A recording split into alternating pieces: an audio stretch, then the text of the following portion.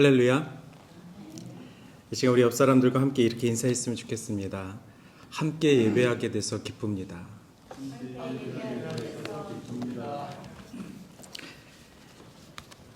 2024년 6월 23일 주일 예배를 주님 앞에 올려드리겠습니다. 조용히 묵도하심으로 예배로 나아갑니다.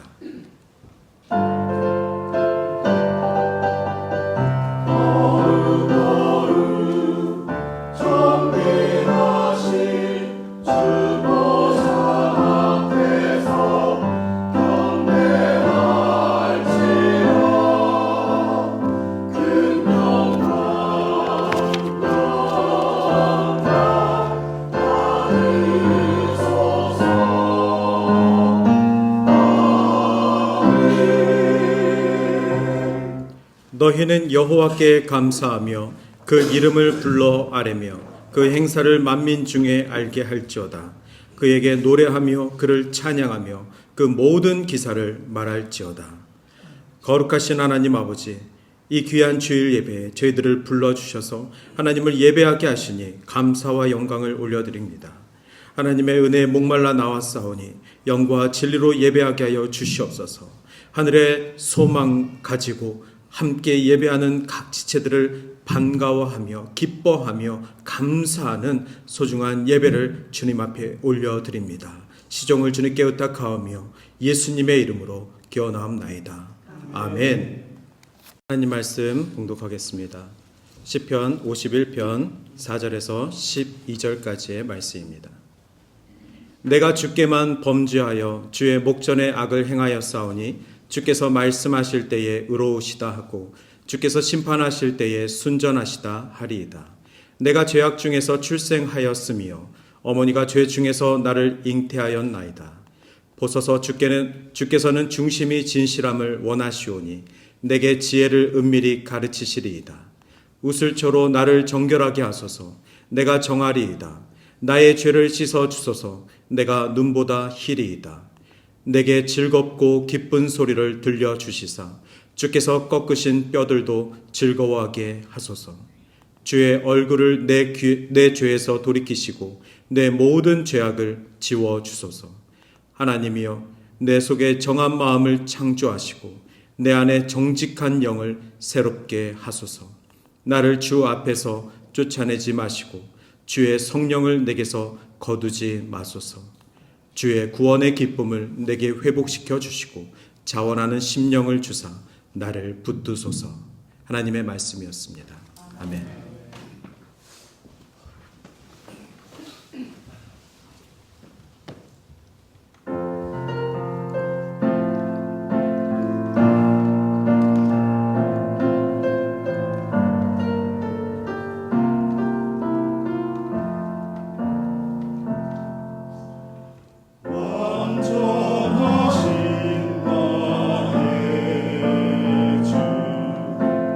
그의 길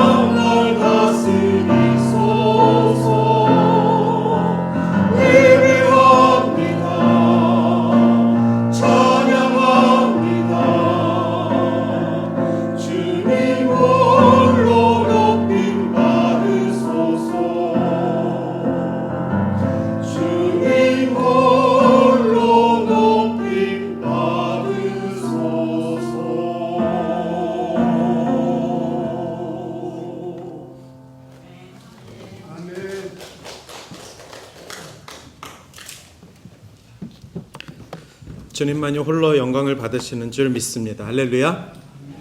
우리 주님께 영광의 박수 올려드리겠습니다. 예배합니다. 찬양합니다.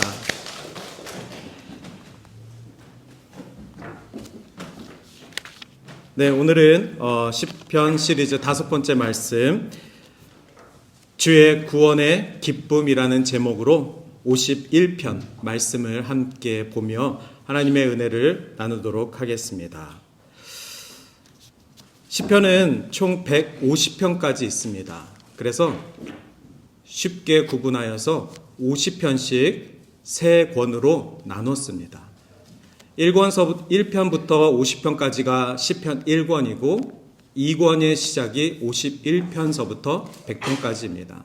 그러니 오늘 51편 말씀은 그런 의미에서 시편의 2번째 권이 시작되는 첫 번째 시입니다. 그런 중요성도 있지만 더 중요한 것은 오늘 51편은 시편 150편 전체 중에 참회시, 회개하는 내용이 들어있는 시라는 뜻에서 참회시가 총 7편이 있습니다. 그 7편 중에서 가장 대표적인 말씀이 바로 51편입니다. 오늘 말씀을 성경 봉독을 할 때 이미 어디서 많이 들어본 말씀들이 그 내용에 있었을 것입니다. 51편 말씀은 우리가 여러 상황 속에서 많이 들었던 말씀입니다. 특별히 이 말씀이 쓰여졌던 상황을 우리가 너무나도 잘 알기 때문에 그렇습니다. 다윗이 시편의 말씀을 썼는데 다윗이 가장 잘못한 일이 있습니다. 다윗의 죄라고 표현하는 가장 잘못한 일. 그 일은 바로 밧세바와의 간음죄입니다. 간음죄를 넘어서 밧세바의 남편이었던 충신 우리아 장군을 죽음으로 내몰았던 간접적인 살인죄를 저질렀던 것이 바로 다윗의 죄입니다. 그런데 성경은 위대한 이스라엘의 왕 다윗의 이 죄를 숨기지 않았습니다. 시편은 150편까지 정리하고 편집하는 가운데 충분히 우리 위대한 다윗의 행적들만 기록을 해도 부족했을 텐데 시편은 다윗의 이 범죄를 공개했습니다. 그리고 모든 사람들이 다윗이라는 왕을 높이 평가함과 동시에 그도 우리와 동일하게 죄를 짓는 너무나도 보편적인 인간의 모습을 갖고 있는 사람이었다.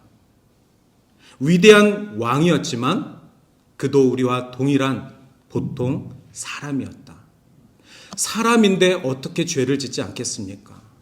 모든 사람은 죄인인데 어떻게 위대한 왕 다윗만이 예외가 될 수 있겠습니까? 성경에서 유일하게 죄를 짓지 않은 딱 한 분은 예수 그리스도이십니다. 예수 그리스도 외에는 성경에 기록된 모든 인물들이 다 죄를 지었습니다. 그런데 대단한 건 성경이 그것을 숨기지 않았다는 것입니다. 다윗이 이 잘못 외에도 다른 많은 잘못을 했을 수도 있습니다. 그러나 다윗의 죄하면 이 밧세바 사건은 너무나도 유명하여서 단순히 이 사건만 봤을 때는 부인이 수천 명이 있었던 왕들도 있는데 첩이 수천 명이 있었던 다윗의 아들도 있는데 한 명 충신의 아내를 간음했다고 해서 이것이 그 당시 왕권을 갖고 있는 왕에게 그렇게까지 문제가 있을까? 이미 왕도 여러 부인들이 있었는데 밧세바라는 여자가 도대체 누구길래 이렇게까지 성경은 다윗을 죄인으로 기록하는 것일까? 지금 이 그림에서 보는 것처럼 다윗은 자신의 죄를 저지르고 나서도 알지 못했습니다. 자신이 지금 충신이었던 우리아 장군을 죽음으로 몰아넣었음에도 불구하고 그것이 죄인 것을 알지 못했다는 것입니다. 즉 모든 사람은 죄의식이라는 걸 갖고 있어서 내가 잘못한 것이 있으면 나는 압니다. 내가 알지 못하는 그 죄일지라도 하나님은 아십니다. 그런데 하나님께서 모든 인간들에게 죄인인과 동시에 죄를 의식할 수 있는 죄의식을 주셨는데 다윗은 이 당시만 해도 죄의식이 없었다는 것이 문제입니다. 하나님의 선지자 나단이 다윗에게 이야기를 해줍니다. 왕이시여, 어떤 성읍에 두 사람이 살고 있었습니다. 그런데 한 사람은 굉장한 부자여서 양도 많고 소도 많고 정말 부유한 삶을 살고 있습니다. 그런데 또 다른 한 사람은 너무 가난해서 고작 양 한 마리 갖고 있습니다.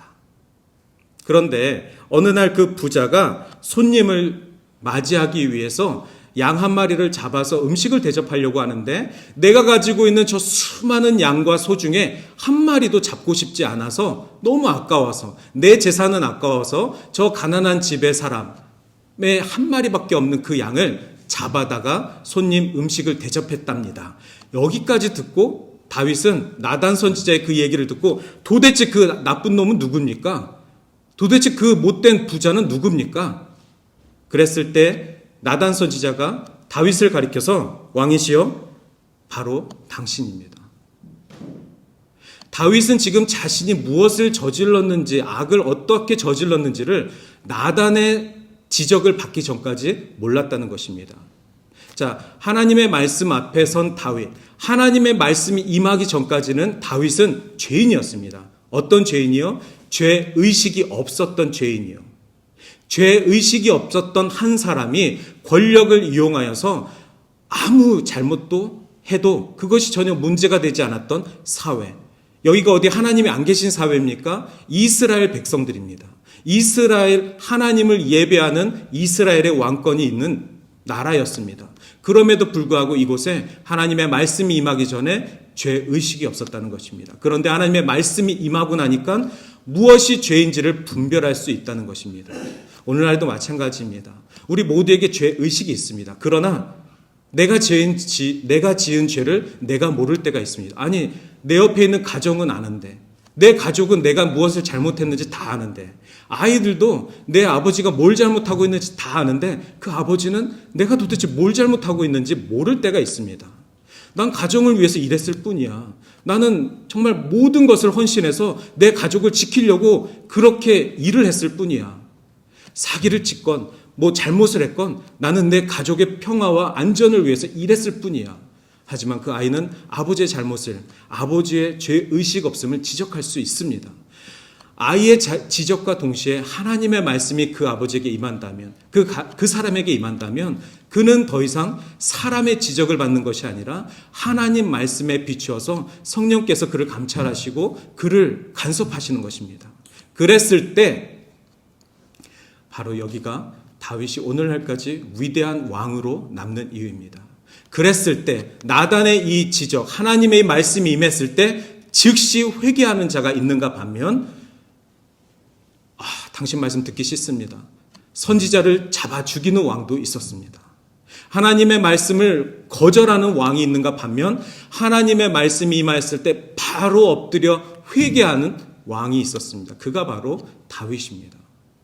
다윗의 위대함은 다윗이 왕이어서 위대한 것이 아니고 다윗이 시편을 지어서가 위대한 것이 아니고 하나님의 말씀이 임하였을 때 죄의식이 없었던 다윗이 죄를 깨닫고 흐느끼고 참회하고 하나님 앞에 엎드려져 회개의 기도를 올렸 그 사랑. 그것이 바로 오늘날의 기독교인들이, 하나님의 백성들이 다윗을 기억하는 이유입니다. 우리가 다윗을 기억할 때, 그런 다윗을 기억할 때 우리 스스로가 지은 잘못들을 하나님 앞에 온전히 참회하지 못한다면 그것은 우리는 다윗을 우리의 믿음의 선배로 섬기는 것이, 모시는 것이 아닙니다. 오늘 시편 51편 1절에서 4절까지의 말씀을 보면은 유독 이런 단어들이 많이 나옵니다. 다 무슨 단어죠? 죄. 다윗은 지금 하나님 앞에 회개하면서 이 시편 51편 말씀을 쓰는데 하나님이여 주의 인자하심에 따라 내게 은혜를 베푸시고 주의 많은 긍휼을 따라 내 죄악을 지워주소서.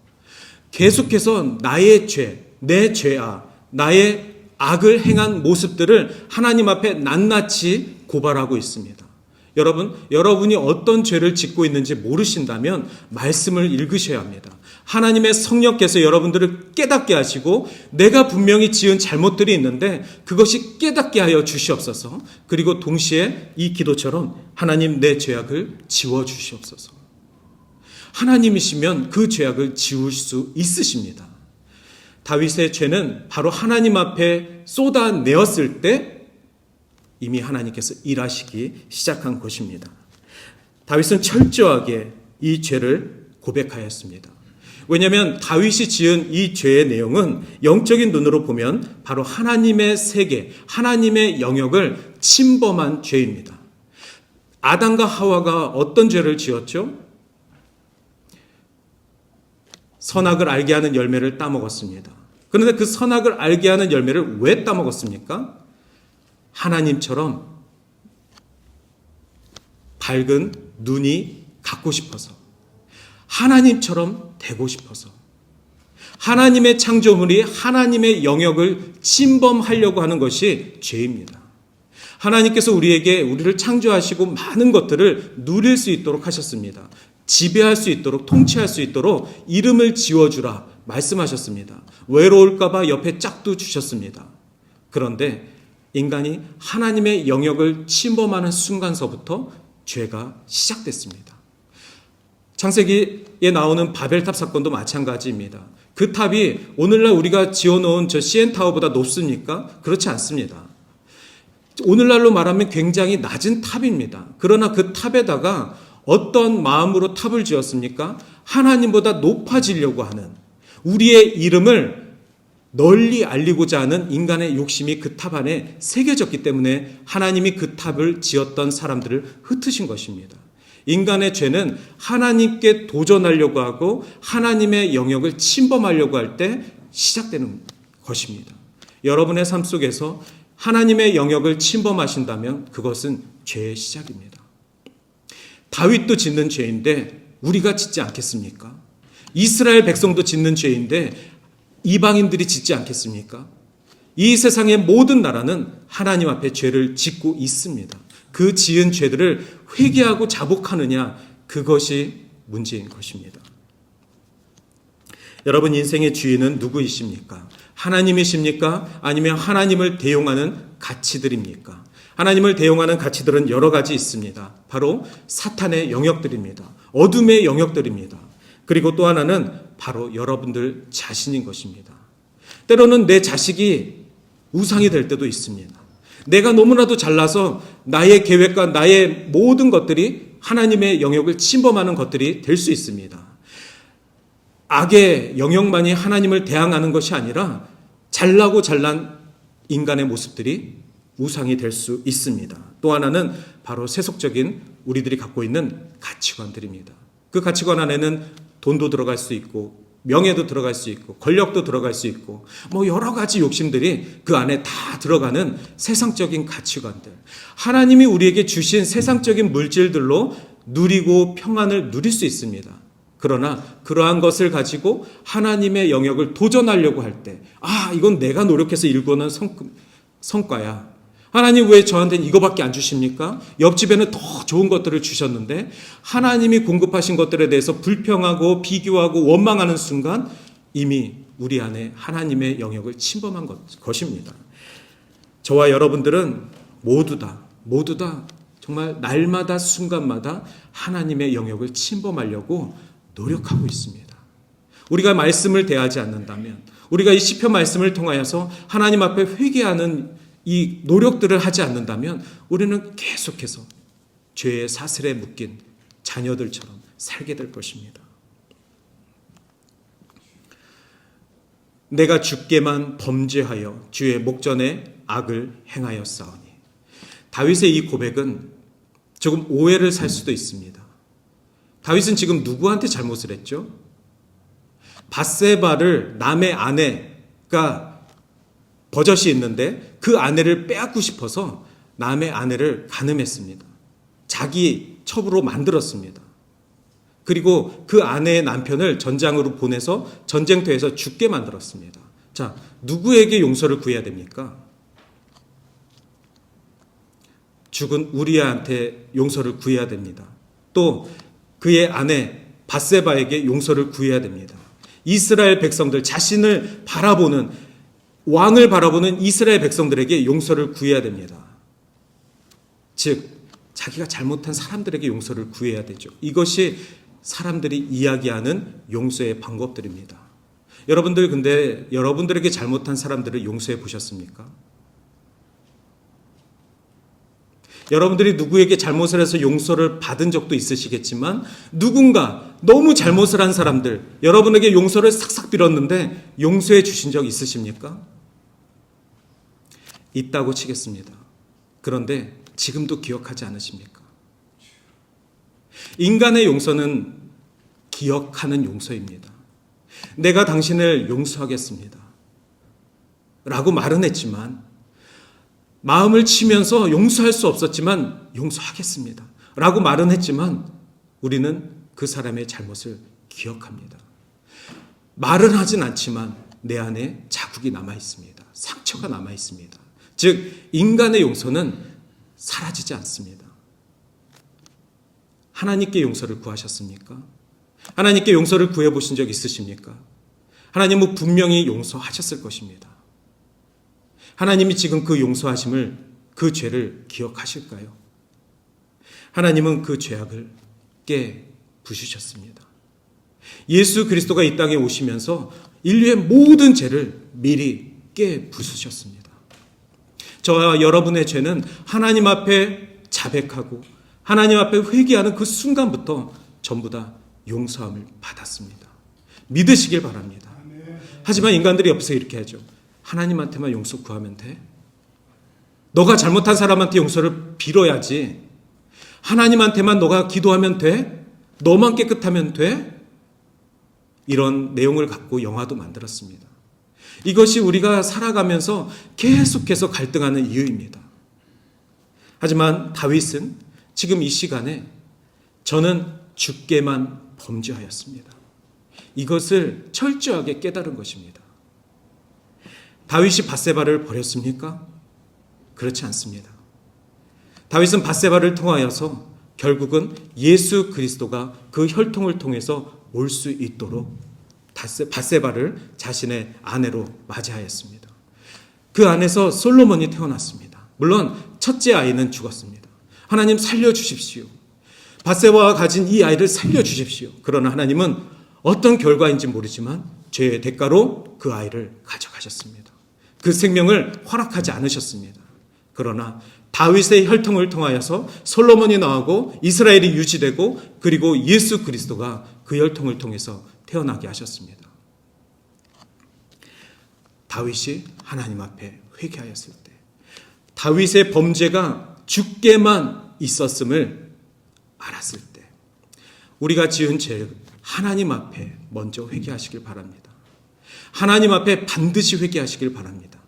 그러면 하나님이 그것을 들으시고 죄가를 깨부수실 거를 믿습니다. 그랬을 때 하나님 앞에 용서받은 자, 이웃을 사랑하고 내가 잘못한 사람들을 더 사랑하고 더 섬기고 하는 것이 바로 하나님의 구원의 기쁨을 받은 자들입니다. 우리가 하나님께 용서를 받았는데 우리가 예수 그리스도의 희생으로 다시 태어난 새 사람이 되었는데 누구를 용서하지 못할 수 있겠습니까? 아니 앞으로도 너무나도 많은 사람들을 용서하며 살아가야 되는데 누구를 용서하지 못할 수 있겠습니까? 언제요? 내가 예수님의 은혜와 사랑을 받았다라는 확신이 있다면, 내가 하나님께 용서를 받았다는 그 확신이 있다면 누구를 용서하지 못할 수 있겠습니까? 여러분이 하고 싶으신 대로 하십시오. 내가 잘못한 사람의 용서를 반드시 받고 나는 그 사람을 용서하겠습니다. 내가 반드시 잘못한 사람한테 용서를 구하고 나는 그때서야 예배를 하겠습니다. 제 마음이 복잡해서 안 됩니다. 그렇다면 그렇게라도 해보십시오. 그러나 사람의 용서는 지워지지 않습니다. 차라리 하나님께 용서를 받고 구원의 기쁨을 받고 복음을 전하며 새 사람의 삶을 사는 것이 훨씬 더 복음적인 삶, 훨씬 더 영향력 있는 삶, 아니 진실된 삶, 살 수 있는 것입니다. 그러면서 5절에 다윗은 이런 고백을 합니다. 내가 죄악 중에서 출생하였으며 어머니의 죄 중에서 나를 잉태하였나이다. 다윗의 어머니가 죄를 지었다고 합니다. 이 말은 다윗이 이 땅에 태어나기 전부터 나는 죄인입니다. 이것을 고백하는 것입니다. 우리가 윤리 시간에 성악설과 성선설을 배웁니다. 그것을 배울 때 제가 중학교 때 배울 때도 저희 반에 반반이 나뉘었습니다. 선생님이 여러분들은 성선설을 믿나요? 성악설을 믿나요? 인간은 태어나면서부터 죄인입니까? 악합니까? 아니면 태어날 때는 착한데 선한데 죄가 없는데 살아가면서 죄를 답습하여 죄를 짓는 것입니까? 인간이란 존재를 어떻게 봐야 합니까? 라는 질문에 손을 들게 하셨습니다. 대충 반반이었습니다. 그 당시 저처럼 교회를 다니고 있는 사람도 교회에서 우리는 모든 사람은 죄인이라고 배웠지만 저도 생각해 봤습니다. 인간은 아기 때는 죄를 안 지으니까 태어날 때는 죄가 없지 않을까? 그리고 살면서 죄를 짓는 거 아닐까? 이렇게도 생각을 했습니다. 그러나 우리 기독교에서는 철저하게 성악설을 주장하고 있습니다. 다윗의 이 고백처럼 인간은 태어날 때부터 죄인입니다. 그런데 심지어 다윗은 뱃속에 있을 때부터, 어머니 뱃속에 있을 때부터 죄인이었다라고 이야기하는 것입니다. 왜 그렇죠? 그 어머니가 죄인이기 때문에 그렇습니다. 그 어머니도, 다윗의 어머니도 죄에서로부터 해방되지 않았기 때문에 그렇습니다. 우리가 죄인이니 우리가 낳는 아이들도 죄인인 것입니다. 인류의 모든 사람들은 다 죄인입니다. 언제부터요? 아담 이후로부터요. 그래서 모든 인류가 예수 그리스도의 구원이 필요한 것입니다. 어느 누구도 예외가 될 수 없습니다. 그러면 아이는 어떻습니까? 이렇게 귀여운데 이 아이가 무슨 죄인입니까? 저는 이렇게 물어보겠습니다. 언제부터 그 아이가 미워지기 시작했습니까? 언제부터 그 아이가 힘들어지기 시작했습니까? 언제부터 그 아이가 감당하기 힘들어지셨습니까? 그 아이가 17살 때부터 힘드셨습니까? 그렇지 않을 것입니다. 태어나고 2주 후부터도 힘들 것입니다. 잠을 자야 되는데 잠을 안 자는 그 아이, 밤새 우는 그 아이, 정말 악을 쓰고 우는 그 아이를 보면서 엄마의 마음이 무섭고 힘들고 잠자다가 아이를 안고 있다가 재우다가 떨어뜨릴 수도 있는 그런 상황까지도 갈 수 있을 것입니다. 즉 아이는 죄를 배운 것이 아니라 그 안에 죄성이 있기 때문에 태어날 때부터 자라면서 누가 가르쳐주지 않아도 죄를 짓는 것입니다. 누군가를 힘들게 하는 것입니다. 거기에 죄까지 배우면, 죄를 답습하면, 죄인들과 어울리면 계속해서 죄를 짓는 것이지요. 그러니 그 죄성이 있는 아이를 어렸을 때라도 빨리 예수께로 인도해야 됩니다.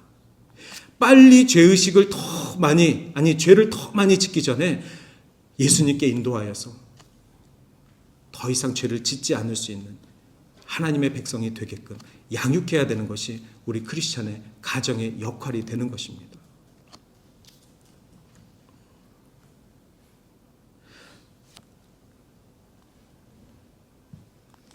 그러면서 6절에 보소서 주께서는 중심이 진실함을 원하시오니 내게 지혜를 은밀히 가르치소서.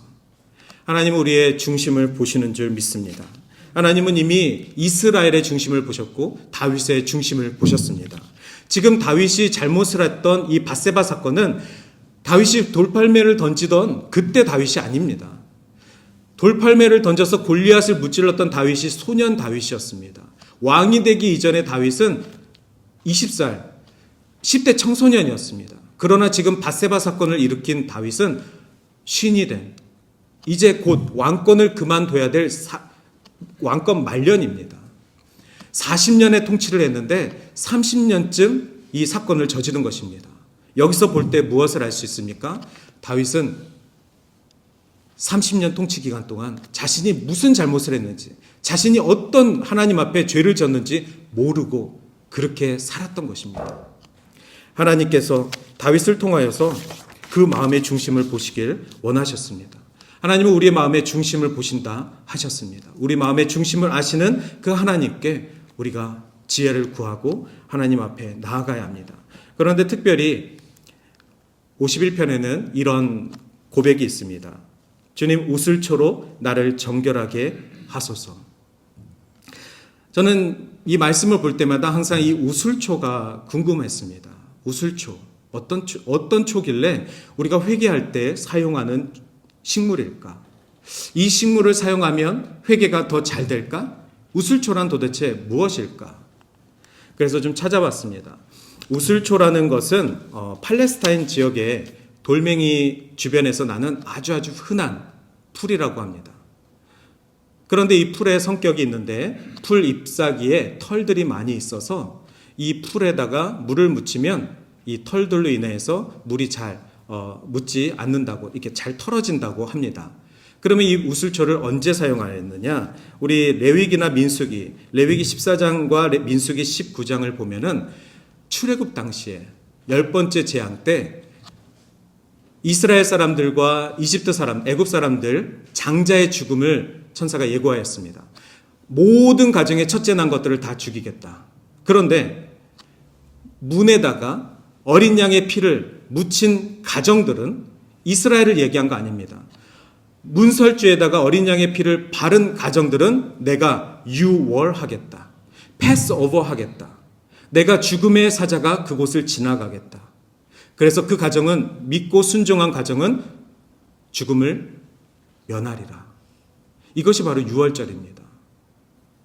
그때 사용하였던, 양의 피를 문설주에 바를 때 사용하였던 그 식물, 그 당시 붓이 없었으니까 그 붓이 바로 우슬초였다고 합니다.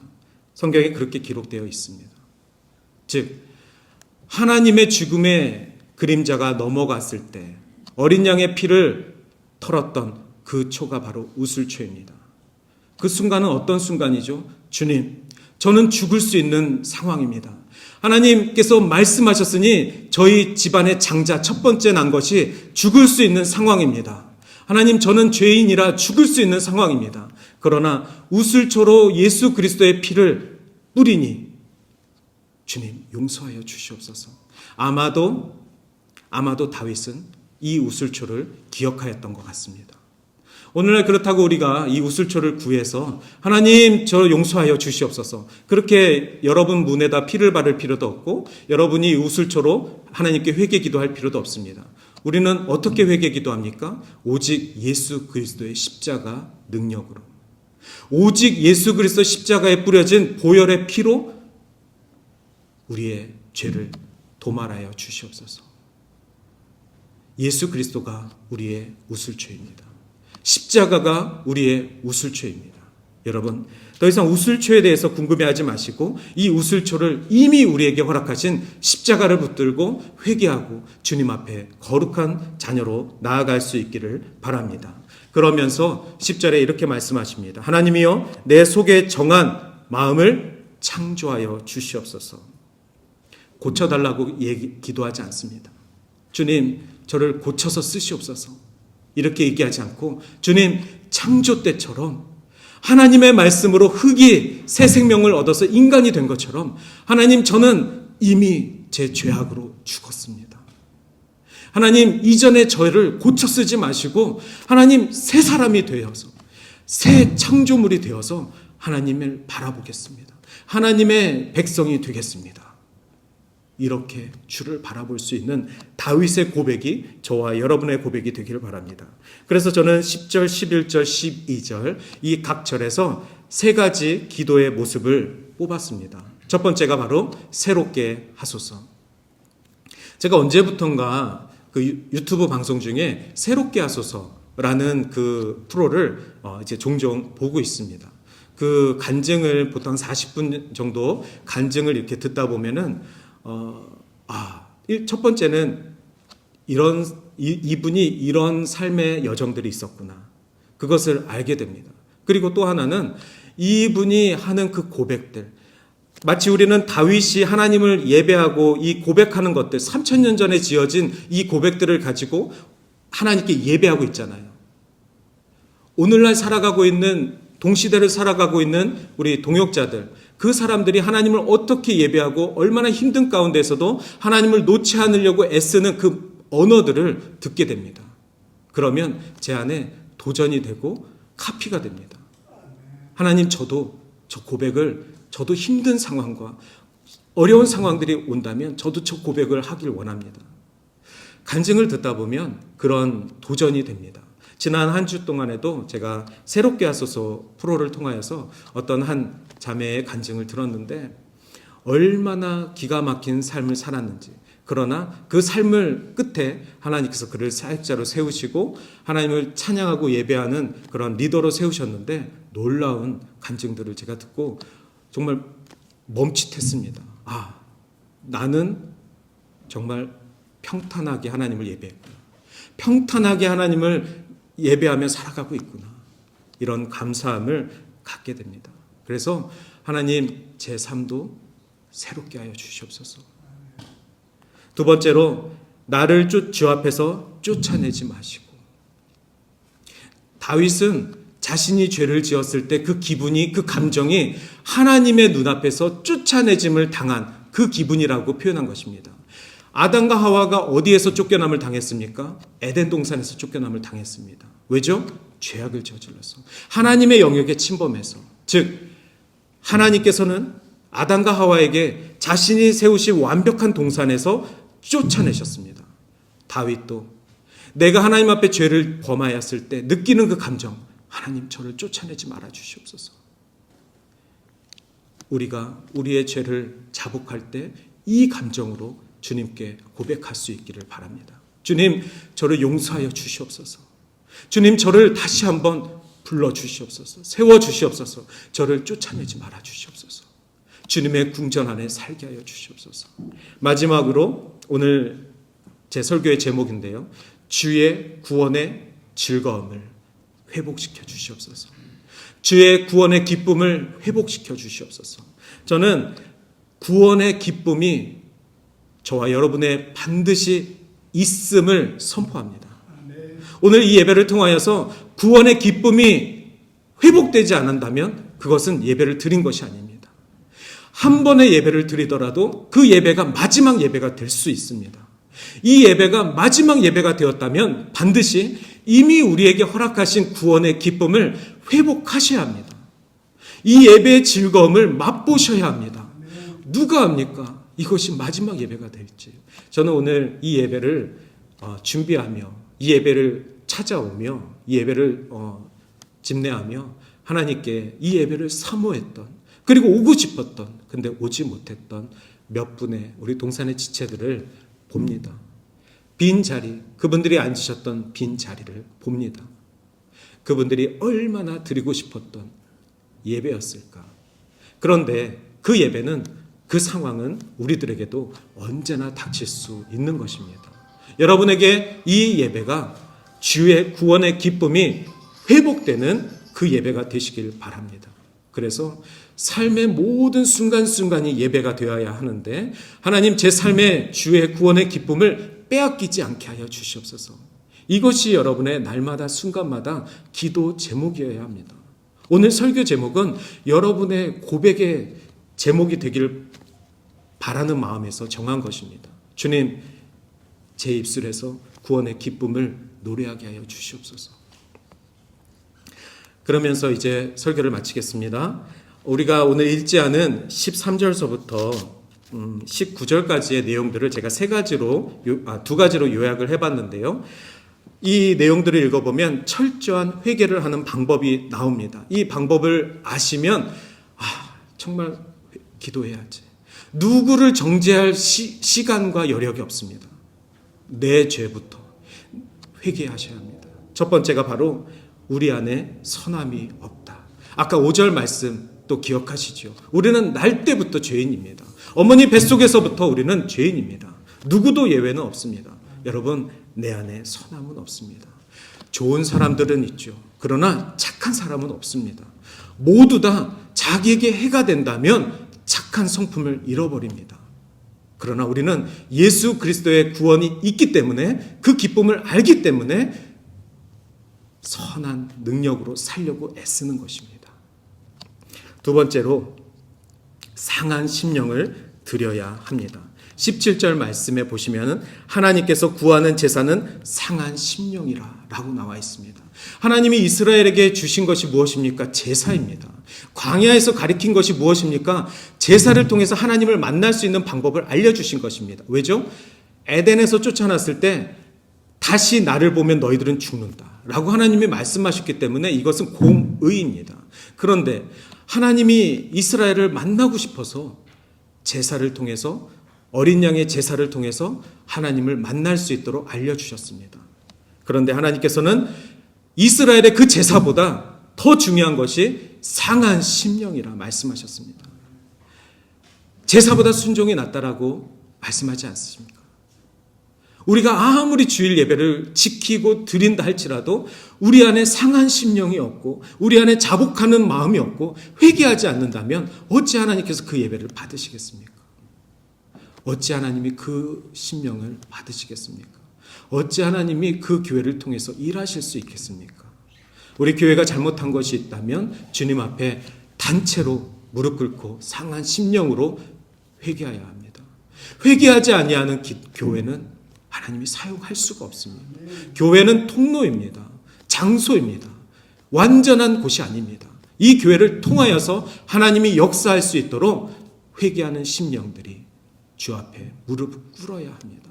그랬을 때 하나님께서 그 예배를 받으시는 줄 믿습니다. 이 시간에 우리 같이 기도하겠습니다. 우리 시간이 너무 많이 가서 잠시 기도하겠습니다. 같이 우리 결단하는 기도하겠습니다. 하나님, 저 안에 상한 심령이 있게 하여 주시옵소서. 하나님, 제 안에 선하지 않은 이 마음들이 있습니다. 주여 용서하여 주시옵소서. 이 시간 우리 간절한 마음으로 짧게 잠깐 기도하겠습니다.